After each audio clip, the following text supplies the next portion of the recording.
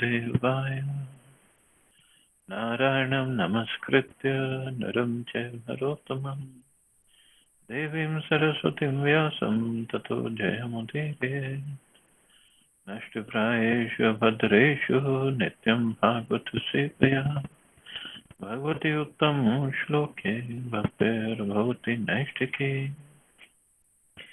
So continuing with the discussion on Srimad Bhagavatam, Canto 4, Chapter 20th, Lord Vishnu appearance in the sacrificial arena of Maharaj Prithu, text number 26 onwards. Yasha Shivam Sushriv Arya Sangame Yadrichaya Cha Upshrinuti Te Sakrit Katham Gunagyo Viramedvina Pashum Shririyat Pravavre Gunasange Chaya. So Maharaj Prithu is further praying to the Lord. My dear highly glorified Lord, if one in the association of pure devotees hears even once the glories of your activities, he does not, unless he is nothing but an animal, give up the association of devotees. For no intelligent person would be so careless as to leave their association. The perfection of chanting and hearing about your glories was accepted even by the goddess of fortune, who desired to hear of your unlimited activities and transcendental glories. The association of devotees, Arya Sangam, is a most important factor in this world. The word Arya refers to those who are advancing spiritually. In the history of the human race, the Aryan family is considered to be the most elevated community in the world because it adopts the Vedic civilization. The Aryan family is distributed all over the world and is known as Indo-Aryan. In prehistoric days, all of the members of the Aryan family followed the Vedic principles and therefore they became spiritually advanced. The kings known as Rajarishis were so perfectly educated as Kshatriyas, or protectors of the citizens, and so greatly advanced in spiritual life that there was not a bit of trouble for the citizens. So Aryans, earlier Germans used to call themselves as Aryans, that we are the real Aryans, we are the really civilized people. But they were not spiritually civilized or spiritually advanced. This is what even Krishna tells Arjuna in Bhagavad Gita, that how come all these impurities have come upon you? These are un-Aryan. They're not Arya. Those who are Aryans, they don't fall, or they don't have these kind of impurities. So Aryans mean the spiritually advanced. And to have the association of those people is a real goal of life. Why? Because in that association, we can hear about Krishna, we can chant the glories of Krishna, we can serve Krishna. There's so many things we can do. But without the association, it's almost impossible. So Prithu Maharaj, this is what he is asking for. He is asking for, may I always be able to hear your glories? May I have millions of ears for that? And may I always be in the association of pure devotees? And further on, he will ask for, may I always have the opportunity to serve you? That's all. I mean, just imagine if Lord himself is standing before us, what would we ask? We won't even ask for all this. We take so much for granted. Oh, Prabhupada's books are here. I can read any time, and I can while driving I can put on some kirtan, so that will take care of my hearing part. No, it's a hearing always, 24 hours, and not just that kirtan is going on in the background, and it's an active hearing. with the mood of service, with the with that kind of mood that this could be my last mantra I'm hearing. Especially when we are chanting our rounds. This could be my last mantra. How attentive, how desperate would we be to hear that? That should be the mood actually. Not some beautiful tune by, say, maybe Madhva Prabhu or some other Loknath Maharaj, and the tune going on in the background. Of course, it's also beneficial. I'm not saying it's not beneficial, but that's not the proper hearing that Prithu Maharaj is asking for. The glorification of the Supreme Lord can be very much appreciated by the Aryan family. Although there is no bar for others, the members of the Aryan family will very quickly catch the essence of spiritual life. How is it that we are finding it very easy to spread Krishna consciousness amongst the Europeans and Americans? History reports that the Americans and Europeans proved their capability when they were anxious to expand colonization, but at the present time, being contaminated by the advancement of material science, their sons and grandsons are turning into reprobates. Reprobates means rebels, because they don't like the way their parents live, so they want to. Because at the time when Prabhupada wrote this, that was a hippie movement. This is due to their having lost their original spiritual culture, which is Vedic civilization. And so basically this is all over the world, even in India. Where is the Vedic civilization left? We are losing it. Presently, these descendants of the Aryan family are taking this Krishna consciousness movement very seriously. Others who are associating with them and hearing the chanting of the Hare Krishna Mahamantra from the lips of pure devotees are also becoming captivated by the transcendental vibration. Transcendental vibrations are very much effective when chanted among Aryans. But even though one does not belong to the Aryan family, he will become a Vaishnava simply by hearing the mantra, because the vibration has great influence over everyone. Because this mantra is a spiritual sound, and it attracts the spirit soul.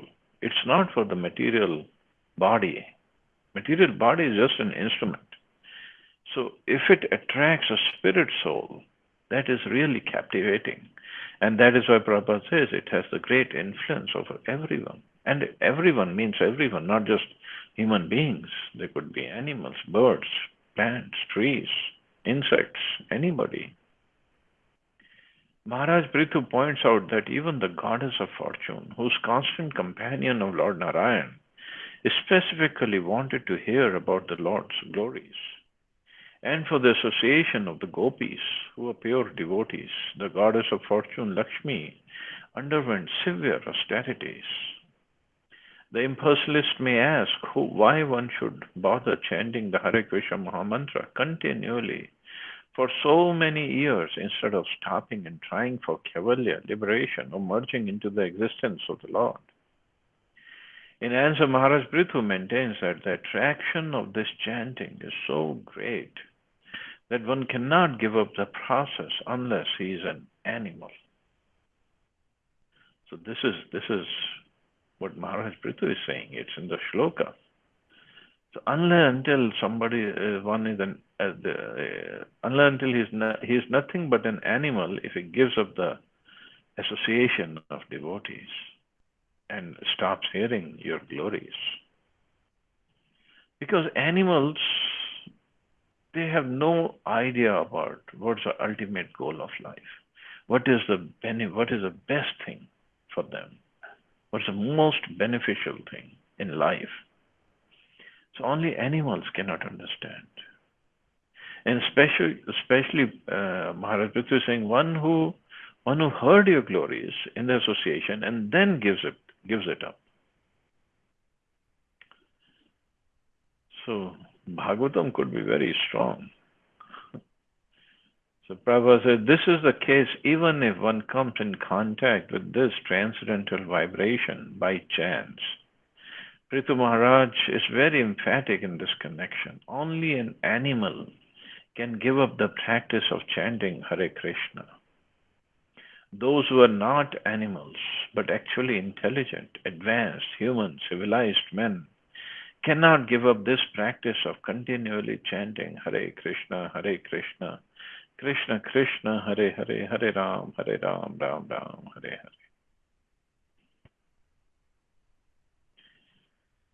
So we don't want to be called animals or fall down in animal species of life, next life. So we got to continue with this chanting and take up more and more and more and more. In fact, 2 or 3 days later, I don't know, in India is starting on Friday or Thursday, I don't know. The Purushottam month is starting. That's the Adhik Maas, Mal Maas, which is called. So Purushottam month, like it comes every 2 years and 8 months later, something like that. Calculations are there. So it has more benefits than even month of Kartik actually. So this year we have Purushottam month and then followed by Kartik month. So another 2 months we should try to increase our chanting for these 2 months. We get immense benefit. So it is called Purushottam month because Krishna himself gave his name, and one can attain Purushottam or mercy of Lord Purushottam. Or Jagannath ji also called Purushottam. Yeah, that's Purushottam Kshetra.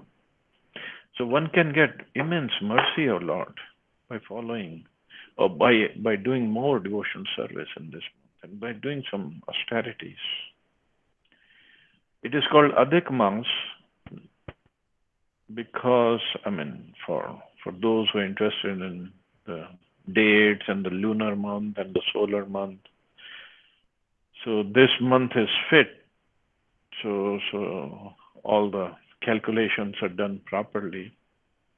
But for spirituals, for devotees, Adhik Maas means we get more mercy of Krishna if we chant more, if we do more services. And it is called Mal Maas. It was called Mal Maas because this month actually was not created by Brahmaji. So that is why no Vedic Karmakand rituals can be performed in this month. So, but for devotees, it is called Mal Maas because it removes all the unwanted things, desires from their heart. All the mal is gone. All the unwanted things, the bad things can be removed in this month. And in fact, because this month is not created by Brahmaji, it was created by Krishna himself. So if we remember or if we know of the benedictions asked by Hiranyakashipu, so one benediction was, I should not die even in the month created by you. So Krishna killed him in this month actually, Purushottam month. So that's also one of the details. But anyway, the idea is, so this month, we, just like in month of Kartik, we chant Damodarashtakam. So in this month, we chant Chor Agraganya, beautiful, beautiful bhajan. So Krishna is best of the thieves. Chor Agraganya, Ashtakam. So best of the thieves means he takes away, he steals. He steals all the unwanted things that are in our heart. And then he steals our heart. When the heart is purified, then he steals our heart also. So that's Chaur Agraganya Ashtakam that we can hear or sing every day. And then just like month of Kartik, we offer a ghee lamp. So this month also we can offer lamp to the Lord. So these are some things, but main thing is to chant more. Idea is to chant more rounds. So chant more so we don't we get rid of all the unwanted things from our heart and get only the thing that is really wanted: love for Krishna, service for Krishna, affection for His holy name, affection for His glories. That's all we need. This is what Prithu Maharaj is showing by his example. Atha bhaje tvakhil purushottamam gunalayam padma karev lalasah api avyorek pati spridho kalir nasyat kritatva charnak katanayo. Now I wish to engage in the service of the lotus feet of the Supreme Personality of Godhead and to serve just like the goddess of fortune who carries a lotus flower in her hand because His Lordship, the Supreme Personality of Godhead, is the reservoir of all transcendental qualities. I'm afraid that the goddess of fortune and I would quarrel because both of us would be attentively engaged in the same service. To see the mood of Prithu Maharaj. He's a Shaktivesh avatar, such a powerful personality, so humble. Now he wants another mercy that I want to be engaged in your service. But he is afraid that he might have competition with Lakshmi ji.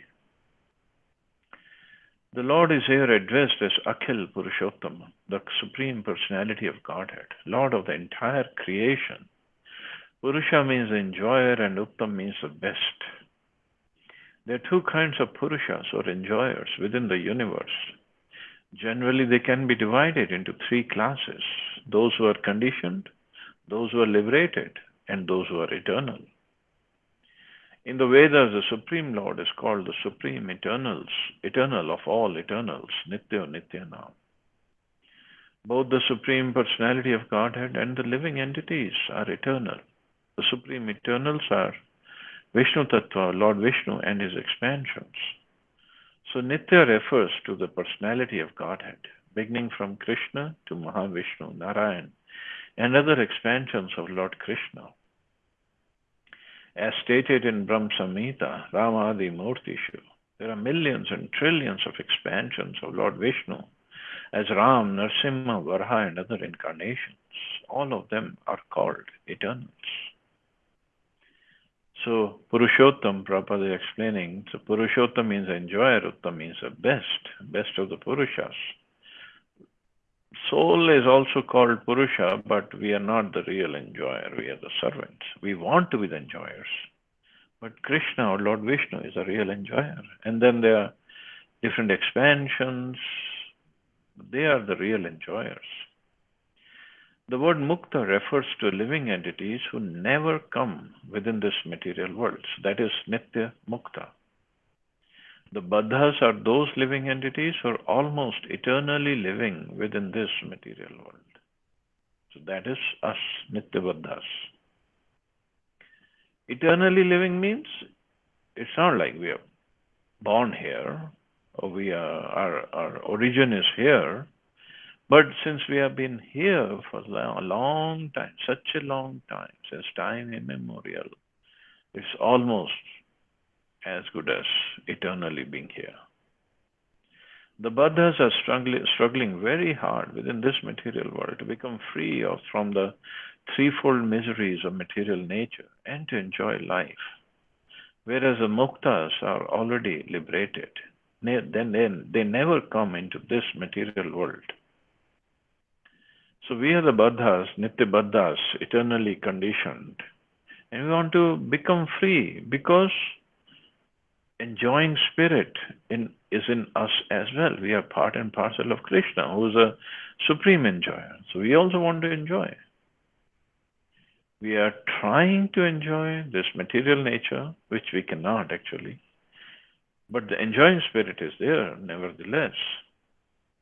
because we are part and parcel of Krishna. So now we are trying to shift our focus from Maya to Yog Maya. Enjoyment will be there, even in the spiritual world. The muktas, the Nitya muktas, Prabhupada says, they never come into this material world because they are enjoying, they're happy in the spiritual world. They don't want to come here. Lord Vishnu is the master of this material world, and there is no question of his being controlled by material nature. Consequently, Lord Vishnu is addressed here as Purushottam, the best of all living entities, namely Vishnu Tattvas and Jeev Tattvas. It's a great offense, therefore, to compare Lord Vishnu and the Jeev Tattva or consider them on an equal level. The Mayavadi philosophers equalize the Jivas and the Supreme Lord and consider them to be one, but that is the greatest offense to the lotus feet of Lord Vishnu. So we are never going to become Lord Vishnu. We're never going to become God. We'll always remain Jiva. But we can promote, we can get promoted from Nitya Baddha state to Nitya Mukta state. Here in the material world, we have practical experience that a superior person is worshipped by an inferior one. Similarly, Purushottam, the greatest, the Supreme Personality of Godhead, Krishna or Vishnu, is always worshipped by others. Prithu Maharaj therefore decided to engage in the service of the lotus feet of Lord Vishnu. Prithu Maharaj is considered to be an incarnation of Lord Vishnu, but he is called Shaktivesh incarnation. Another significant word in this verse is Gunalayam, which refers to Vishnu as the reservoir of all transcendental qualities.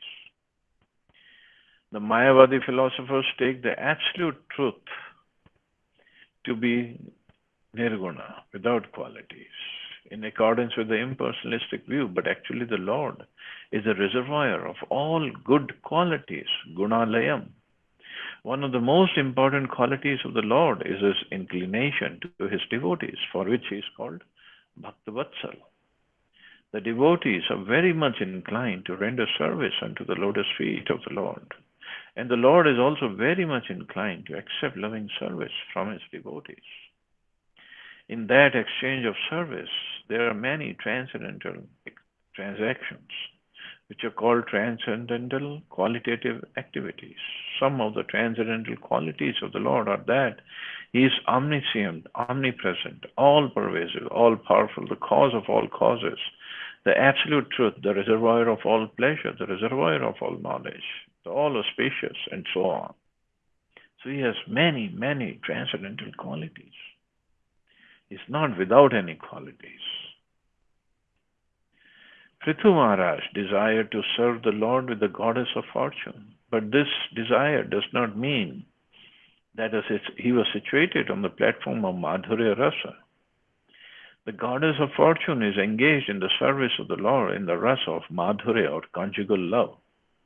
Although her position is on the chest of the Lord, the goddess of fortune, in her position as a devotee, takes pleasure in serving the lotus feet of the Lord. Prithu Maharaj was thinking only of the lotus feet of the Lord because he is on the platform of Dasiras, or servitorship of the Lord. From the next verse, we learn that Prithu Maharaj was thinking of the goddess of fortune as a universal mother, Jagan Mata. Consequently, there was no question of his competing with her on the platform of Madhurya Ras. Nonetheless, he feared that she might take offense at his engaging in the service of the Lord. This suggests that in the absolute world, there is sometimes competition between servitors in the service of the Lord. But such competition is without malice. In the Vaikuntha world, if a devotee excels in the service of the Lord, others do not become envious of his excellent service, but rather aspire to come to the platform of that service. So, wonderful mood of Prithu Maharaj that he's saying, I just want to serve you. I just want to serve your lotus feet. And And then he's afraid, oh, Lakshmi ji might feel bad. Of course, there is no competition between what Lakshmi ji is doing and what Prithu Maharaj can do. Or the Lord is Ananta, Lord is unlimited, and he can he can engage unlimited number of devotees in his service of his lotus feet. But this is the mood. This is the mood of Prithu Maharaj. I just want to serve your lotus feet. And Prabhupada explains he is in the mood of Dasiras. And Lakshmi ji is in Madhurya Ras. Madhurya, but not the gopi kind of Madhurya. Lakshmi ji has her own mood. So in the previous verse, in the previous purport, Prabhupada mentioned about Lakshmi ji performing austerities to serve the Lord in Braj. Actually, there is a place called Belwan, one of the 12 forests of Vrindavan. So in that forest, there is this beautiful temple in which it is Lakshmi ji who's serving the Lord, who's actually doing tapasya to enter the Ras Leela of Krishna. And she is doing tapasya there for a long time, eternally, I guess. So it's called Belvan or Shrivan. Also, it's sometimes called Shrivan. So what had happened, that Lakshmi ji, she wanted to enter the Ras Leela. But the Ras Leela is completely under the supervision of gopis, especially Srimati Radharani. So not just anybody and everybody can come and enter Ras Leela. Even Shivji is not allowed. He also wanted to enter. But anyway, today we're talking about Lakshmi ji. So Lakshmi ji tried to enter. And then gopis, Braj gopis, they're the Brajvasis, they have their own way of dealing with people. So gopis stopped her. Gopi said, where are you going? She said, I want to enter Ras Leela. No. Enter means you have to give entrance exam first. Okay, what's the entrance exam? So Gopi said, we're going to ask you a few questions and let's see if you qualify. Fine. So Gopi said, can you make take this gobar and make uplas out of gobar, the kanda, and put it on the wall and let it dry and then use it later? And Lakshmi ji, whoa, what are you talking about? I am wearing such beautiful silk saris and beautiful ornaments. I'm not going to make gobar uplas. Gopi said, oh, okay, but you still have chance. Second question, can you walk around in Braj with so many matkis on your head without even touching them? Because we gopis walk around in the Braj like that. She said, no way, I have so many servants to do this. I'm not going to carry these matkis.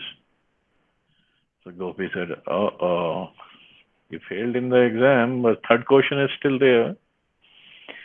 When Krishna plays on his flute in the middle of the night at the banks of Yamuna, can you leave everything, your husband, your kids, your household, your reputation, everything, and run towards the forest? Lakshmi said, I'll never do that. I'm a chaste wife. The Gopi said, well, you failed in all the three questions, so you cannot enter the Ras Leela. But still, Lakshmi ji is still doing tapasya in Shrivan or Belvan and hoping to get mercy of gopis to be able to enter into Ras Leela. So Ras Leela is not just Like some mundane people say, oh, there's Krishna dancing with some others' wives. That's not what it is. So it's so pure, so pure. Even Shivji is not allowed to enter. Lakshmiji is not allowed to enter. Only Krishna and his gopis.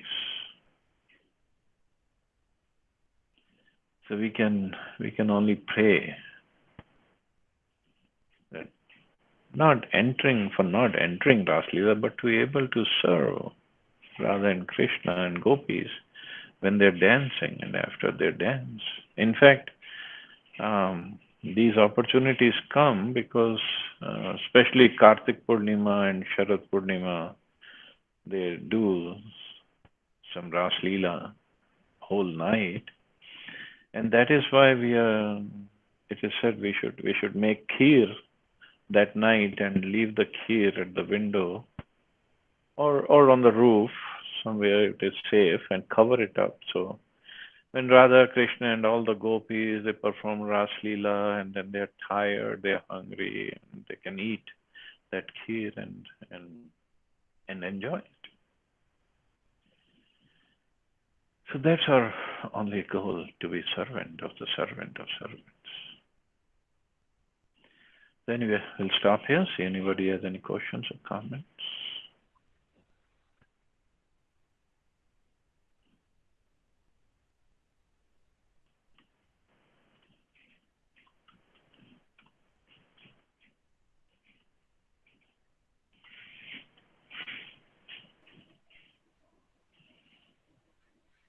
Hare Krishna, Prabhuji. Hare Krishna, Mata. Prabhuji, this Sharad Purnima ko jo feast concept होना है, this in my family they do it. My mom-in-law used to do it because she says पूर्णिमा की रात को जो moon की वो रहती है, रोशनी पड़ती है, उससे this becomes अमृत. वो मून की रोशनी की वजह से नहीं होता है, वो होता है क्योंकि कृष्ण राधा मतलब गोपी दे टेस्ट इट. हाँ.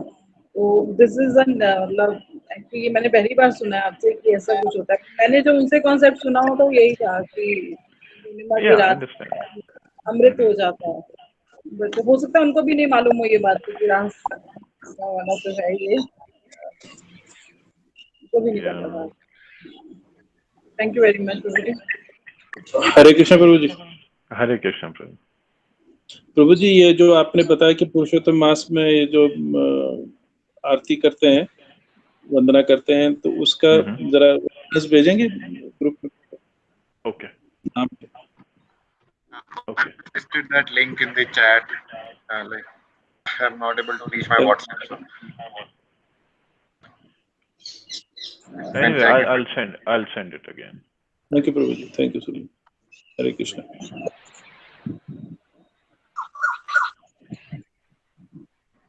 Is it from Thursday or Friday in India? Here it's on Friday. Starts on Friday.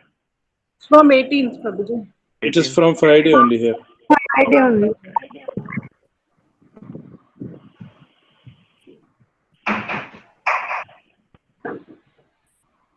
Okay. So I guess we can stop here. You all have a wonderful and safe day. Hare Krishna. Jai Shri Prabhupada. Hare Krishna. Jai Shri Prabhupada. Hare Krishna.